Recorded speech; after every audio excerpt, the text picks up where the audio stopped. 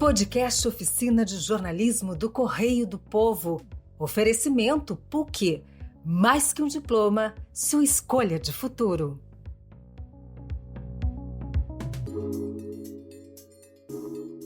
Olá, o meu nome é Laura Pontin, eu sou estudante de jornalismo do 5º semestre da Faculdade São Francisco de Assis e hoje eu tô aqui para falar sobre biblioterapia, um tema que vem sendo muito discutido durante o isolamento social e que tem ajudado em tratamentos de depressão, ansiedade e outros transtornos psicológicos.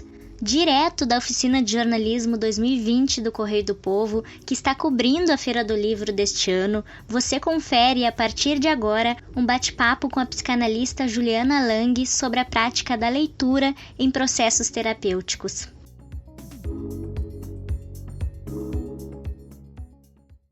Bom, para começar o nosso podcast, eu gostaria de dar as boas-vindas à psicanalista Juliana Lang, aqui de Porto Alegre. Tudo bem, Juliana?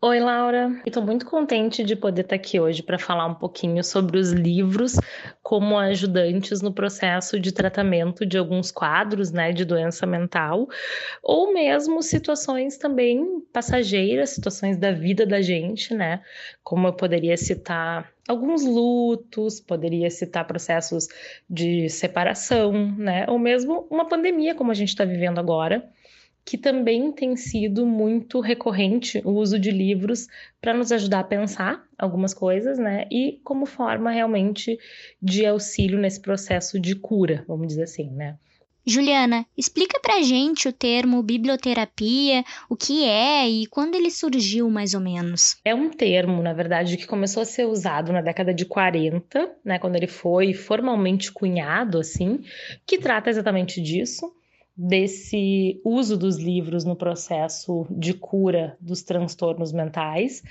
Mas, na verdade, se a gente pensar, a biblioterapia é algo muito mais antigo, Porque desde que o mundo é mundo, a gente sabe que os livros eles são usados como uma forma de passar mensagens, como uma forma de encontrar auxílio, amparo, acolhida.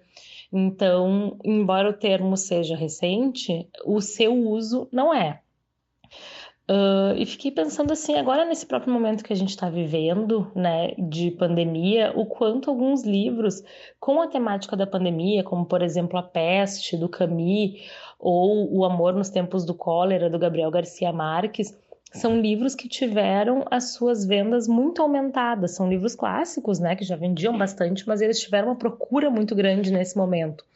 Justamente por quê, Porque as pessoas estavam buscando, de alguma forma, na literatura, registros de outros momentos de epidemias, a peste, enfim, para tentar encontrar um amparo para tudo aquilo que a gente estava vivendo. Claro que também é um momento que a gente estava mais em casa, é um momento que a maioria de nós, os que gostam, de ler, conseguiram ler bastante.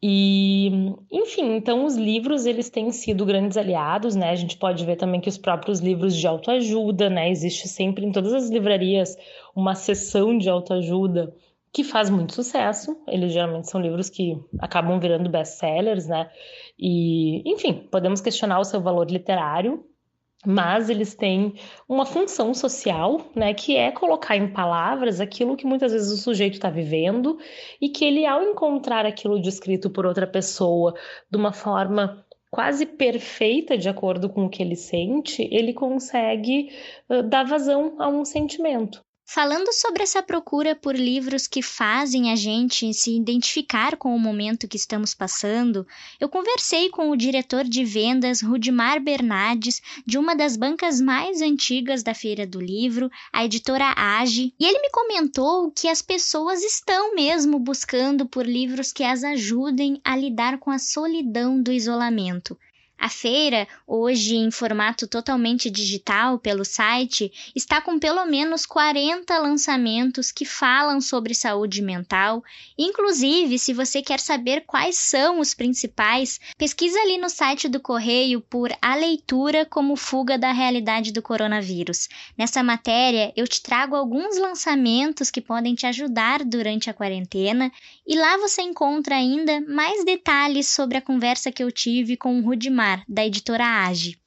Bom, Juliana, o Rudimar falou sobre a questão da solidão diante da pandemia e eu gostaria de saber quais foram os outros relatos deste período que os teus pacientes te trouxeram na clínica. Bom, já é um período bem longo esse, né? Tão longo, tantos meses, mais de 8 meses aí, que a gente, na verdade, eu teria que dividir em fases, eu penso, né? Num primeiro momento, a primeira reação que eu percebi foi de medo, né? Medo, as pessoas muito assustadas, tanto com a ideia do vírus, de adoecerem, né? E da morte, inclusive, como também com medo das questões econômicas, né? Como é que vai ficar a minha atividade? Eu vou poder trabalhar, vou perder muito dinheiro, também, né? Sem falar numa crise política que a gente está vivendo aí. Então, o que eu senti foi que as pessoas buscaram muito a informação, mas nesse sentido como uma coisa quase compulsiva, assim, né? Então, daqui a pouco ficavam o dia inteiro vendo notícia na internet, vendo notícias também na TV, enfim. E isso virou excessivo, né? As pessoas ficaram contaminadas, vamos dizer assim, para usar, né, a palavra alusiva ao próprio vírus. Mas me parece que depois, logo em seguida, né, desse impacto inicial, o que veio foi uma agitação muito grande e um cansaço, porque a vida de todo mundo mudou, né? Então, quem tem filho teve que ficar em casa com os filhos, não pode mais levar para a escola, as questões dos trabalhos, né, remoto, então ter que achar um lugar para trabalhar em casa, como fazer para ter silêncio, privacidade, enfim, mil cuidados, né, e uma rotina muito transformada. Eu percebi que isso trouxe um estresse muito grande para as pessoas, né? Foi muito cansativo. Então, essas eram as queixas iniciais, assim, muito medo, muito cansaço. E acho que depois veio um período de luto mesmo, né? De tristeza. E aí um pesar por todas as coisas que iam acontecer e não aconteceram, né? Festas que tiveram que ser desmarcadas, viagens, encontros, né? Cada vez mais difíceis e complicados de acontecer. Então eu acho que isso começou a trazer uma tristeza mesmo, um abatimento, assim.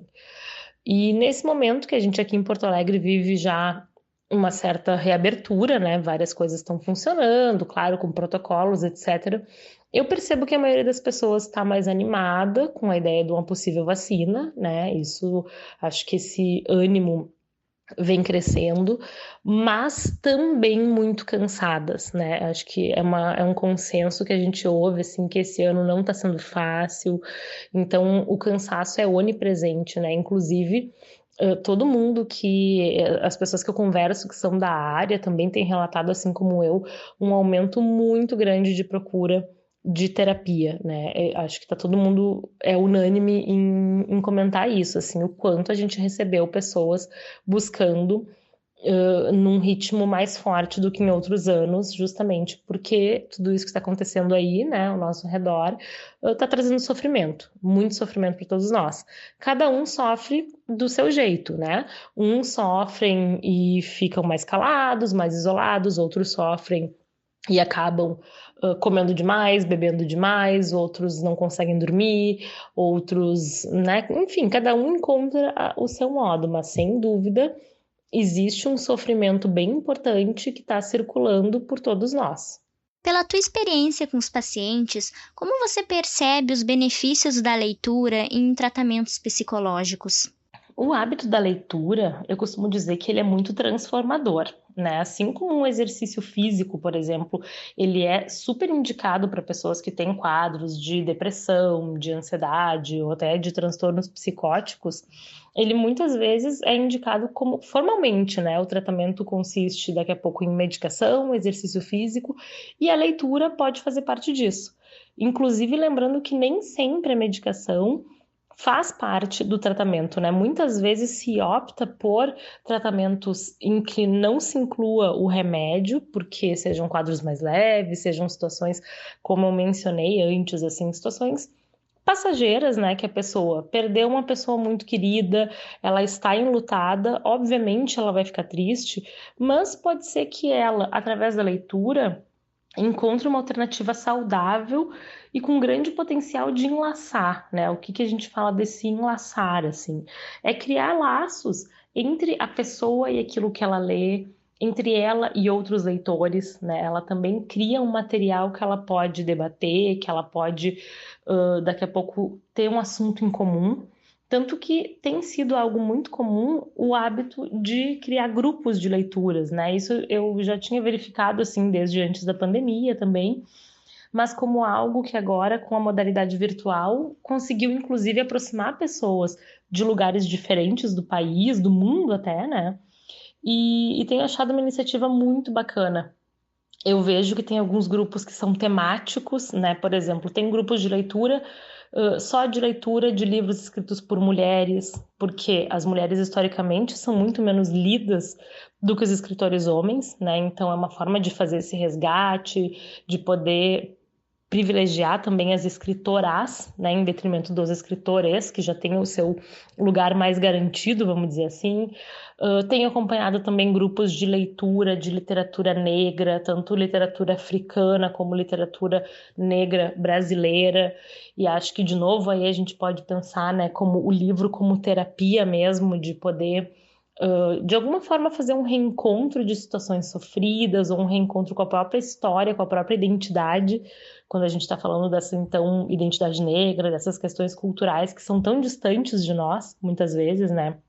Então, eu acho que isso é muito interessante porque o ato de ler, ele deixa de ser uma tarefa e ele passa a ser uma atividade que envolve muito a atividade mental. Ele não fica só sendo uma coisa corriqueira, mas vira uma experiência. Uma coisa importante de salientar é que a biblioterapia é algo que pode ser feito sozinho, né? O sujeito ele pode fazer algo em grupo, ou daqui a pouco ele até mesmo ter livros indicados por um profissional de confiança, né, que acredite que aqueles livros vão ajudá-lo a mergulhar no seu universo interno e encontrar algumas questões para poder trabalhar. Mas também é algo que pode ser feito de forma individual. Então a pessoa pode, com alguma ajuda, né, fazer uma seleção de títulos. Existem hoje muitos perfis literários, principalmente o Instagram está bem recheado disso, assim, perfis que dão dicas de livros que contam um pouquinho sobre a história daquele livro. Então a pessoa já não vai chegar numa livraria tão sem referências, né? Juliana, quais dicas você daria para aquela pessoa que quer começar com o processo biblioterápico, mas que não tem o hábito da leitura? Então, a minha sugestão, assim, são coisas que funcionam para mim, né, e para algumas pessoas com quem eu converso, mas eu acho que pode funcionar de algum jeito. Primeira coisa, procurar um tema que interesse a pessoa, né? Porque a gente sabe que literatura, bom, existem milhões de livros disponíveis e nem todo mundo é fascinado pelos clássicos, por exemplo, né? Embora tenha pessoas que amem de paixão, mas enfim. Então, nem todo mundo tem o mesmo gosto, isso é uma coisa óbvia, né? E eu acho que tá tudo bem, né? Então, a partir daí, localizando aquilo que te interessa, tu vai buscar o melhor livro para ti. Eu sempre digo que o melhor livro do mundo é aquele que não te dá vontade de largar por nada, né? Então, outro critério importante também que eu acho é a forma da narrativa do escritor, né? Tem pessoas que não gostam de um tipo de escrita mais coloquial ou que não se identificam com uma escrita mais formal, com uma linguagem mais rebuscada, e aí isso acaba desestimulando a leitura. Então, principalmente para quem não tem ainda esse hábito, né? Acho que é bem importante poder buscar algo que converse contigo e que tenha bastante afinidade para fazer com que engrene, né? Então, dito isso, assim, eu acho que uma boa sugestão é começar com livros menores, né? Eu diria até 200 páginas, mais ou menos, para não correr o risco de abandonar ele no meio do caminho, né? E uma coisa que sempre me ajuda é que quando eu começo um livro novo, eu tento dar uma corrida nas primeiras páginas, assim, e não ler pouquinho logo de cara, né? Então, eu me comprometo assim, vou começar a ler um livro novo e pelo menos tentar ler as primeiras 50 páginas desse livro. Por quê? Né? Nesse início, eu já vou entender o estilo do autor, eu vou entender do que se trata a história, como é que ele constrói os personagens. Então, baseada nisso, eu já vou ter uma noção se eu quero seguir adiante ou não. Obviamente, eu também abandono alguns livros, né? E, de novo, tá tudo bem com isso. Mas eu acho que passando as primeiras 50 páginas, a gente mais ou menos passa de um ponto de corte em que decide assim, tá, eu vou seguir né? Ou esse livro não é muito para mim, às vezes não é o momento, né? Eu me lembro muito de um livro que eu li que é do Caco Barcelos, o Abusado, que contava a história do Marcinho VP, um traficante, né, no Morro Santa Marta, lá no Rio, enfim. E a primeira vez que eu peguei ele para ler, que foi lá o que eu comprei, eu não conseguia passar das primeiras 100 páginas, algo assim. E, enfim, foi uma tortura, né? Eu lia muito lentamente e aí eu concluí que, sei lá, não tinha gostado, ou enfim, deixei ele de lado. Eu fui retomar esse livro quase 10 anos depois e eu li numa sentada, assim, e foi incrível para mim e eu até pensei, puxa, mas o que será que mudou? E aí eu me dei conta que em 10 anos eu mudei bastante, né? Então, provavelmente era um momento, eu me lembro que na primeira leitura eu estava às voltas com TCC, com várias coisas que estavam me ocupando muito, mas eu também era muito mais imatura e acho que passado algum tempo eu adquiri mais vivência mesmo para poder gostar mais e, quem sabe, não me impactar tanto com algumas passagens violentas, né? Algumas coisas difíceis que aquele livro trazia. Você lançou um livro este ano também, não é? Junto com outras colegas, a Analista Grávida. E é uma obra muito interessante porque questiona reações e comportamentos tanto da analista que está grávida, quanto do paciente diante daquela profissional que está esperando um bebê. Eu já sei, porque a gente estava conversando aqui antes do podcast começar, que o livro tem esse objetivo de promover saúde mental com um cunho mais terapêutico. Conta um pouquinho sobre para o pessoal que está nos ouvindo entender.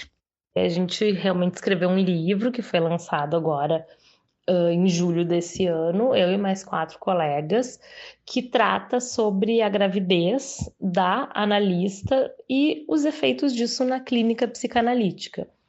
E o que nos motivou a escrever esse livro, né? É uma experiência muito pessoal, a da gravidez, né? Claro que para cada pessoa vai ter um significado, vai ter um impacto diferente, mas a gente percebeu que, diante dos nossos pacientes, o fato de estarmos grávidas não passava despercebido. Pelo contrário, né? Gerava muitas reações muito interessantes, gerava fantasias, dúvidas, conflitos, reflexões. Então, foi um período muito fértil. E a gente, por ser colegas e amigas, a gente conversava sobre isso, pesquisava sobre o tema, justamente nessa tentativa também de usar o livro, né, a escrita como uma certa terapia, de poder encontrar algum amparo para tudo aquilo que a gente estava vivendo, que era tão intenso, e a gente não encontrou praticamente nada de bibliografia sobre esse tema.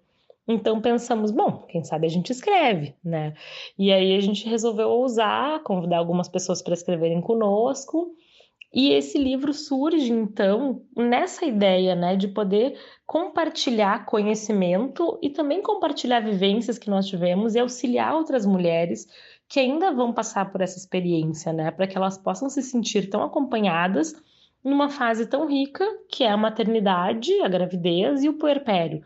Então, a nossa ideia era muito por aí, assim, realmente, de que o livro, ele pode ser um bom companheiro, ele pode ser um grande amigo, ele pode ser um confidente, ele pode trazer alento em momentos difíceis, né, como dúvidas, dilemas teóricos e outras questões que surgiram também na nossa prática. Juliana, partindo para outro ponto agora, existe um gênero específico de livro indicado para que pessoas com depressão ou ansiedade, por exemplo, leiam? Eu acredito que não, porque eu acho que isso seria também reduzir um pouco, né, toda essa questão. Mas eu acho que a gente pode atentar para algumas coisas que talvez não sejam tão recomendadas, porque não vão criar um grande laço com aquela pessoa, né? Por exemplo, se a pessoa tá no meio de uma crise de ansiedade, ela não vai conseguir ler um livro de poesia, né? Dificilmente ela vai conseguir sentar, relaxar e poder ler uma coisa tão abstrata que requer essa capacidade de fluidez, de viajar, como a poesia, né? Então, se a pessoa tá num momento muito deprimido, eu pensei, até me lembrei da própria questão que vocês, jornalistas, estudam muito, né, do efeito Werther, que tem a ver com a obra do Goethe, né, dos sofrimentos do jovem Werther, que na época acredita-se que tenha disparado uma onda de suicídios na Europa, né, porque, enfim, o personagem acaba se suicidando, e de como isso se tornou, inclusive, um tema delicado no jornalismo, né? Divulga, não divulga, como é que faz, enfim, que existe toda uma ética por trás disso, né? Então, eu acredito que sim, que a gente possa ter algum cuidado e que tenha um tipo de literatura que não seja tão recomendada para a pessoa naquele momento de vida, né? Que foi um pouco do que eu falei antes também, assim, do momento de vida para ler alguma coisa, né? Se a pessoa está enlutada, ela não vai provavelmente se beneficiar muito de ler algo que seja muito, como eu falava antes, assim, muito abstrato, né? Talvez ela precise ler algo que seja um pouco mais estruturado. E daí vai ser muito subjetivo, por exemplo, se uma pessoa que está em luto porque perdeu alguém vai querer ler sobre isso ou vai evitar ler sobre isso, né? Isso vai ser uma escolha muito pessoal. Se a pessoa, ao ler, e daí a gente pode até pensar também, assistir filmes com essa temática, enfim.